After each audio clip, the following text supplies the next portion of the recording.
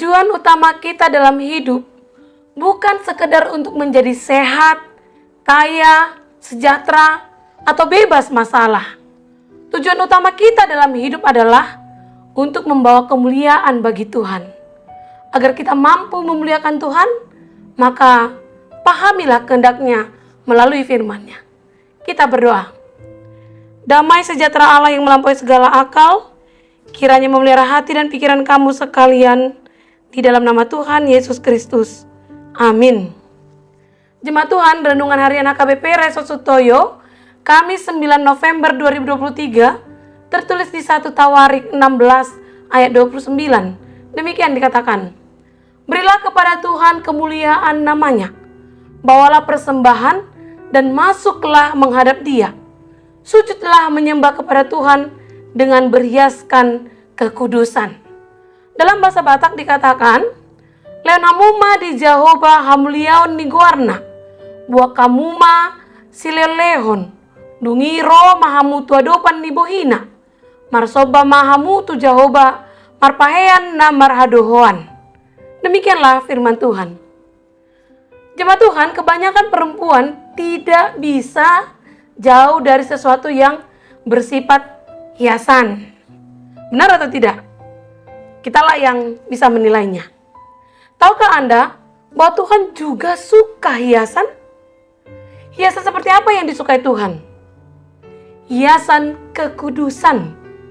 Dalam renungan kita hari ini dikatakan, sujudlah menyembah kepada Tuhan dengan berhiaskan kekudusan.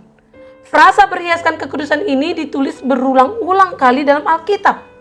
Itu ketika kita hendak datang menghampiri Tuhan. Dengan kata lain, jika kita hidup dalam kekudusan, maka itu sesuatu yang sangat indah di hadapan Tuhan. Itu menyenangkan hatinya. Hidup dalam kekudusan membuat Tuhan dipermuliakan. Tuhan Allah menghendaki kehidupan yang kudus.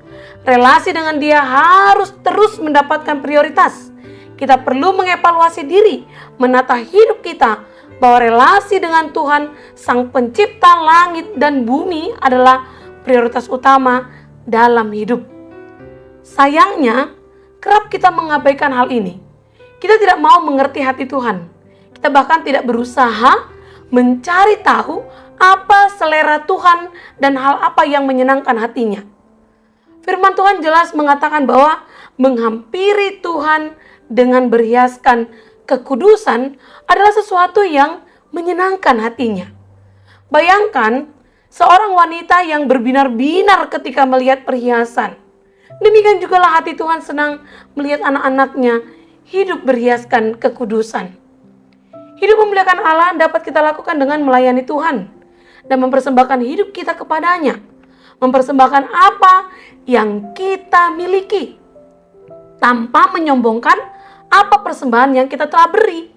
Ada sebuah ungkapan yang mengatakan bahwa uang receh selalu mengeluarkan suara, tetapi uang kertas selalu diam. Yang artinya ketika nilai diri Anda meningkat, jagalah diri Anda diam dan rendah hati.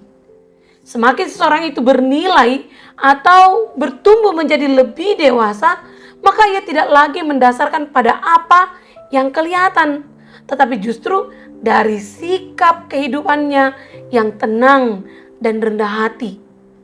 Banyak berbuat tetapi merasa sedikit berjasa. Banyak memberi tetapi merasa belum cukup. Banyak bersyukur tetapi tidak menuntut. Banyak meneladani tetapi merasa belum sempurna. Banyak berjasa tetapi merasa belum berbuat. Dan seterusnya. Demikianlah kita menghiasi hidup kita untuk menyatakan kemuliaan Allah agar melalui kita namanya semakin diagungkan. Masalahnya adalah seringkali kita tanpa sadar justru mengartikan dengan salah makna pelayanan maupun persembahan yang seharusnya memiliki makna memberi yang terbaik bagi Tuhan tanpa pamrih melalui totalitas daya, dana, dan doa-doa syafaat kita. Justru sering sekali kita artikan menjadi memberikan sekedarnya seikhlasnya, atau jika ada sisa atau kelebihannya, baru kita melakukannya. Kita memuliakan dan mengucap syukur hanya formalitas dan pada waktu tertentu saja. Seperti sebuah kisah pada hari Minggu, seorang anak yang rajin ke gereja diminta oleh orang tuanya untuk memimpin doa makan bersama di keluarganya.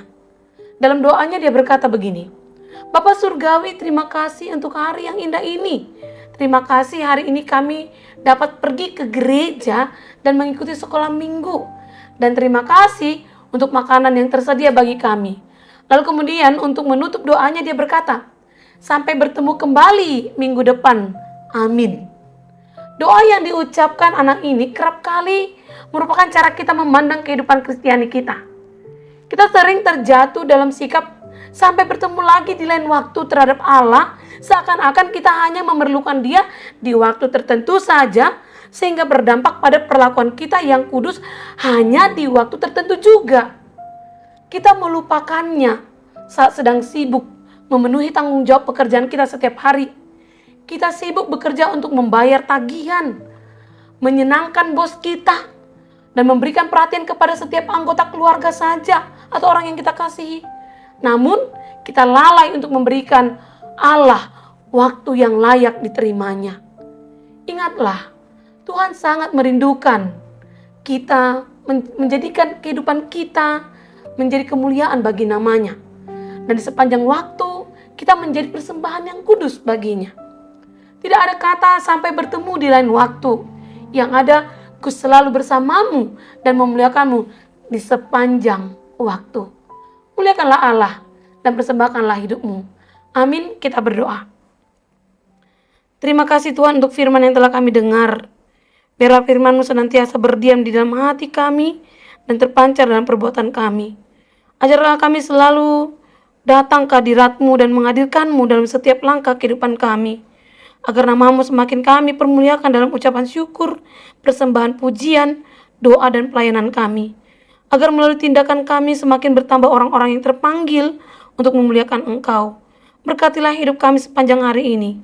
Agar dalam segala aktivitas kami tetap menjadikan Engkau sebagai prioritas iman dan perbuatan kami. Terima kasih Tuhan. Amin. Jemaat Tuhan, selamat memuliakan nama Tuhan dalam setiap aktivitas Anda. Salam sehat, Tuhan memberkati.